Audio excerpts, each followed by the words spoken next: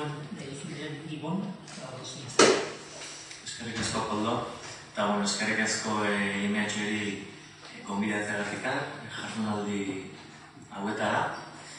Eta, Koldo komentatu duen bezala, nire hitzaldia izango da nazioarteratzea eta hizkuntzen kudeaketa. Baina, hori baino den pixka bat labur azaldu nahiko nuke zer dan ingeniaritza linguistikoa edo pixka bat mundu hori zertaz dihoan, ez? Eta nahi gaur, ekitzen dute arazo bat norbaitek galdetzen didanean, esate bateko, zertan egiten duzulan, ez? Ingeniaritza linguistikoa eta horren gauza, eta zer da hori? Ez? Zaten dut, azkenean zaten diet informatikaria bezala. Eta horrekin bukatzen dut. Labur bilduz, ingeniaritza linguistikoa esaldi honetan jarriko genuke. Hizkuntzarekin erlazionatutako arazoei soluzioak ematea teknologia berrien eskutik. Hau da, alde batetik lotzen ditugu hizkuntza eta bestaldetik teknologia berriak. Eta horiei soluzioak ematea da gure eguneroko lana. Pixka bat, lan hildoak azkara salduz, ingeniaritza linguistiko hori zertan ze produktutan edo ze proiektutan islatzen da, ez? Aldertetik, zuzentzaile ortografikoak, suposatzen dute ezagutuko dituzuela Xuxen eta Xuxen hainbat bersio. Hiztegia formatu digitalean, bai PDA-tan, mugikorretan ere ari gara alako lan batzuk egiten, eta beste hainbat formatutan ere jartzea, informazioaren kudeak eta orokorra, itzulpengintzako tresnak instalatzea eta horien aholkularitza ematen bai, itzulpen automatikoa ere bai, eta nik uste hitzaldi honen gai nagusitako ator izango da, bilatzaileak, justu aurreko astean aurkeztu genuen elebila bilatzailea, hori izateratako Elekak eta Elbia Fundazioak elkarrekin garatutako produktua da, hizketa teknologian ere egin izan ditugu proiektu batzuk, eta hizkuntzen irakaskuntzan ere baduzkago alako ikerketa proiektu batzuk. Orduan, gaurko gaiari helduz, nazioarteratzea eta hizkuntzen kudeaketa. Zein da, gaur egungo egoera enpresetan, Euskal Herriko talde korporatibo handietan eta ezain handietan ere, hau da, enpresa txiki eta ertainetan ere, gero eta gehiago ikusten ditugu, hemen jarri dugun bezala ez, ezen taldeak, irudia hartu denean, komentatzen zuen, jartzen zuen, 99 atzerriko lantegi ditula. Hemen, barkamena eskatu da ditu, ze irudi batzuk itxura danez, ez tia ondo gorde, baina hemen neukan zie automusioko taldearen irudi bat baita, eta Brasilien ditu hainbat planta, gero Txekiar Republikan ere baietz uzten dut, eta pixka bat azaltzeko Euskal enpresak nola egian zabaltzen munduan zehar. Orduan, zein da gaur egungo egoera? Mundu globalizatu batean bizikera, eta mundu globalizatu horretan Euskal enpresak nazioarteratzen ari dira. Hau da, ez dira geratzen Euskal Herrian bakarrikan. Gero eta gehiago dira, planta jartzen dituztenak, atzerrian, erosten dituztenak. Pixka bat mundu osora zabaltzen ari direnak. Eta horrek zer suposatzen du? Suposatzen du, enpresaren eguneroko jardunean hizkuntza desberdinak erabili behar dituztela. Eta ez gerari euskara eta gaztelera buruz bakarrikan, baizik eta ingelesa maila komertzialean, baina, Brasilien baldin badaude, bakiko dute portugesa, Txekiar Republikan baldin badaude txekoa, olakoa, ez? Herrialde bakoitzeko hizkuntzarekin nolabait ere topo egiten dute. Eta horrekin sortzen dira arazoak. Arazotakoak eta handienetakoak da komunikatzeko zailtasunak dituztela. Eta, komunikatzeko zailtasunak normalen ez di izaten ez dakit ingenierien artean edo komertzial mailan, ez? Hor normalean ingelesarekin moldatzen dira eta ulertzen dira. baina bai izan dituztela arazoak, bertako beharginekin eta behargin horiekin komunikatu eta lanean jarri behar dituztenean horre dukitzen dituzte benetako arazoak. Nire falta zirudi bat. Eta, komunikazio arazo horien emaitza bat ze izan daiteke negozio aukerak galtzea. Justu Mikel Urdangarin eta Edurne Bilbao Unibertsituak artikulu bat iniatzi zuten orain dela gutxi eta pixkat irakurriko dut jartzen dut. La Institución Británica National Center for Languages ha realizado un cuestionario a 2.000 empresas de 29 estados y algunos datos son muy reveladores. El 11% de las empresas reconoce que ha perdido oportunidades de negocio por no tener la suficiente capacitación lingüística. Cada una aproximadamente ha perdido unos 325.000 euros en 3 años. Hau da, ja, ez da, eta lehen Patxo Estarrikak berak ere komentatu du, negozio aukerak galtzeko arriskuan dauden enpresak. Eta hori, hizkuntzak ez jakiteagatik edo bertako hizkuntzak ez erabiltzeatik dagokion moduan. Hau da, segurazko, herrialde batera joatean, eduki ezkero, enpresan lantalde bat trebatua hizkuntza horretan edo pixkat sensible izan ezkero hizkuntza horrekin, azkenean, ikusten ikerketa honek esaten dut zela, ikusten da, negozio aukera handiagoa dagoela. Beste datu bat, emateko, Estatu Espainiarreko enpresa txiki eta ertainen 175 atzerriko merkatuetan sartzeko asmoa du 3 urteko epean. Baina 154ak soilik du hizkuntza kudeatzeko estrategia. Hemen ikusten da baita ere, estrategia horretan aurreikuspen falta bat badagoela, eta estrategia falta bat hizkuntzen kudeaketan. Badaude enpresak nazioarteratu nahi dute, ideia hori nik uste oso sartuta dagoela enpresetan, estrategia moduan, aurrera begirako estrategia moduan, baina ez dira konturatzen nazioarteratze horretan topo egingo dutela beste hizkuntza batzuekin, beste kultura batzuekin eta guzti horiekin sensibilizazio bat behar dela ondo nazioarteratu nahi badute eta ondo integratu nahi badute joaten diren herrialdetara. Orduan, arazo hau ere hor dago. Eta behin nazioarteratu ondoren gertatzen diren arazoak beharginekin izan daitezke esateratako produktibitate baxua eta mobilizazio falta, adibidez, Brasilen dagoen planta batean beharginari egin behar duen lana edo egin behar duen espezifikazioak gazteleraz edo inglesez pasatzen ematen bazizkio. Behargina pixkat, ez dakit, bai sentitzen da ofendituta, nik nire inglesa da portugues brasileñoa, eta nire zergatik ematen dizkiate aginduak gazteleraz edo inglesez. Horrek sorrezake motivazio falta bat beharginen gain. Eta ondorioz, produktibitate baxua, edo lanbide horrek egin ditzaken beste ekarpen batzuk, bai berrikuntza direla, lantaldetan parte hartze direla, eta galtzea. Guztiek galtzea. Orduan, ondorio nagusia zein da, nazioarteratze prozesuan murgilduta dauden enpresek bertako hizkuntzak kontutan hartu behar dituztela. Hau da, eleaniztasunaren kudeaketa bat egin behar dutela, aurreikusi behar dutela eta beraien estrategietan sartu behar dutela. Hori ondorio nagusi bezala. Gero, pixka bat hori nola paperetik nola pasatzen da praktikara, ez? Hor badaude esperientzia batzuk eta esperientzia nagusienak eman izan dira itzulpen automatikoaren eskutik. Itzulpen automatikoak zer abantaila ditu arlo hortan?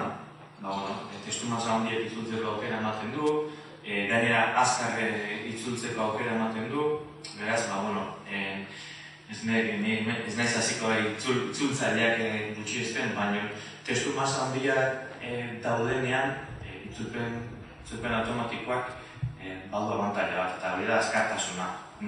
Gero gainean zuzenketak egiteko aukera ere eskaintzen dute, komunikazio kanal desberdinetarako egokia da, esan edete posta elektronikoz bidali nahi bada, edo hainbat plataformatara erraz egokitzen da, egokitu daiteke itzulpen automatikoko sistema bat.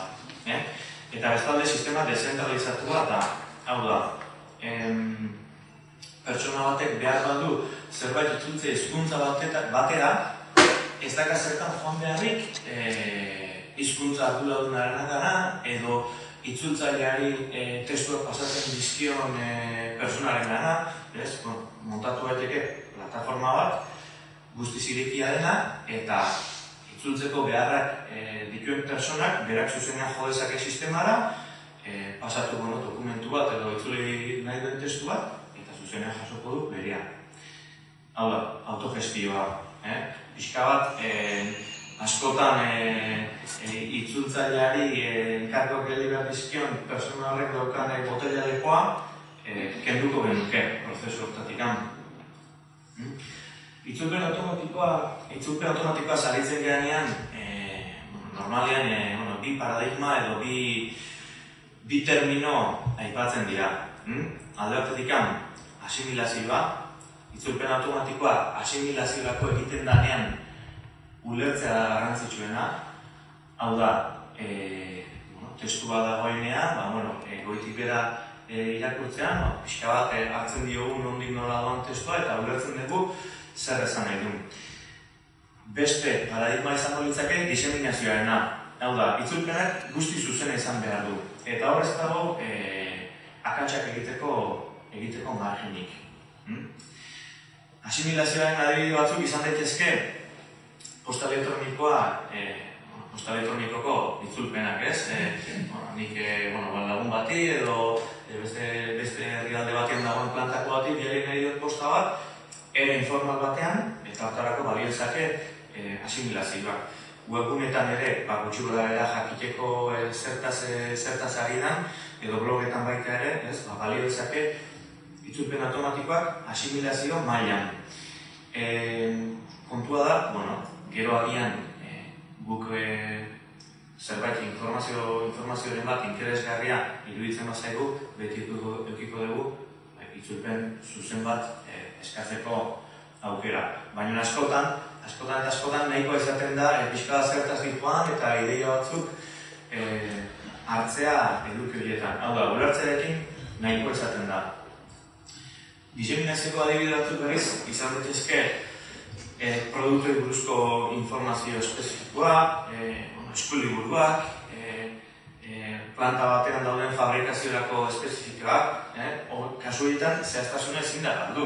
Nik ez dut ezan fabrikatzarekoan beharrin bati ezin dioteman dokumentua, gutxi gora bera lertu dezakena eta horrekin zer egiten duen, ez? Hor ja guztiz zehatzak izan behar gara. Orduan, diseminazioan zentratuz zertan datza edo nola egiten da diseminazio hori, ez? Egiten da hizkuntza kontrolatu bat erabiliz. Hau da, ahaztu behar dugu, guk normalen erabiltzen dugun hizkuntza hori erabiltziaz. Hiztegi murriztu bat edukiko dugu, gramatika eta sintaxi murriztuak, hau da, esaldiak egiteko edukiko ditugu egitura jakin batzuk, eta esaldiak nahi eta nahi ez egitura horretan egin behar dira, eta eremu jakin bateko terminologiak aplikatzen dira, ez? Ni egin naiz automozioko enpresa batean sistema bat instalatzen, dudik gabe automozioari dagozkion terminoak sartu beharko ditut hor. Guzti hau zertarako,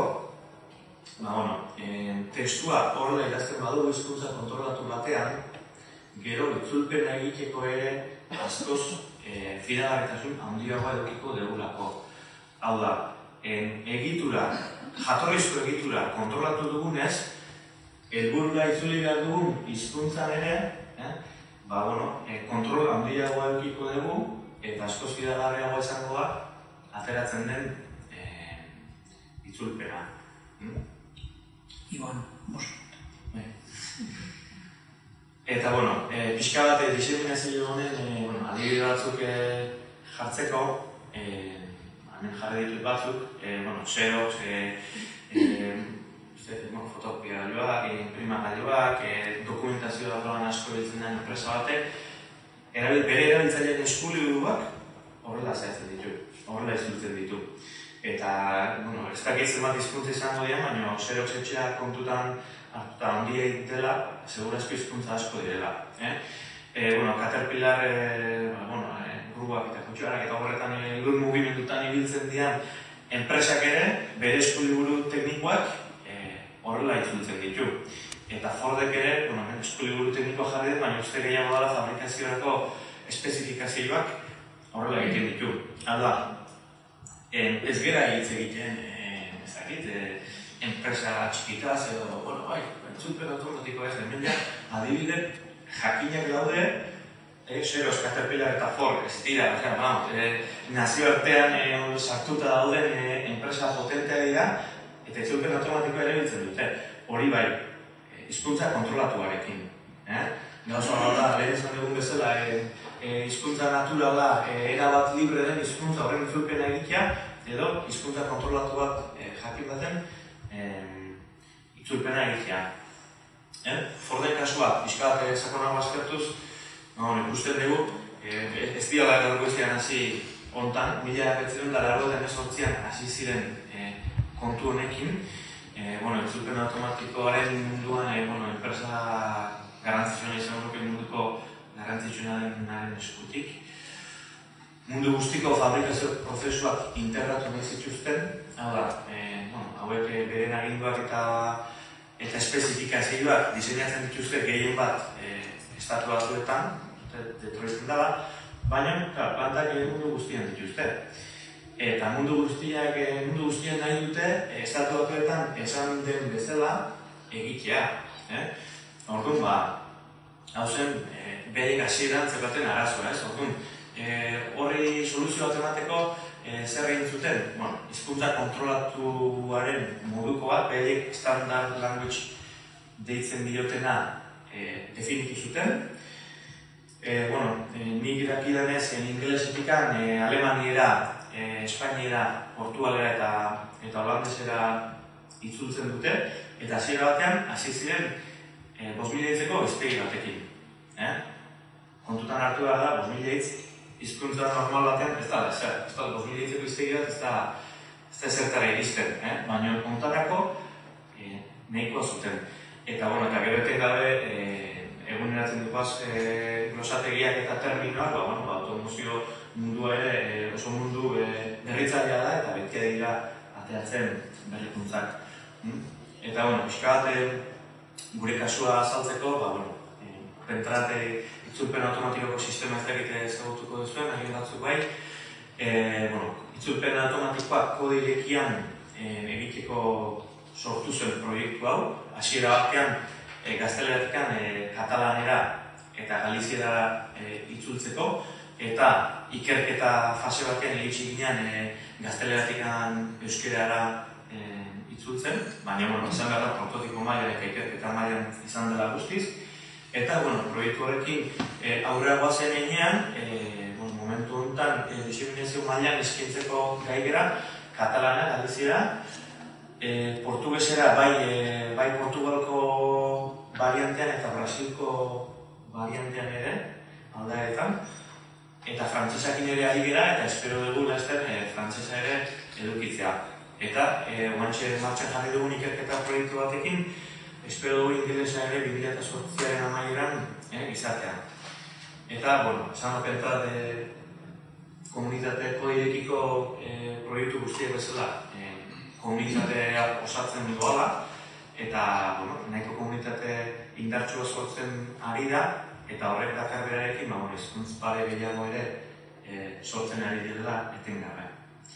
Eta, hau izan guztia, mila esker, eta ez dakit galderarik. Eskerrik asko Ibon, orduan galderarik egin nahi bai duztuet.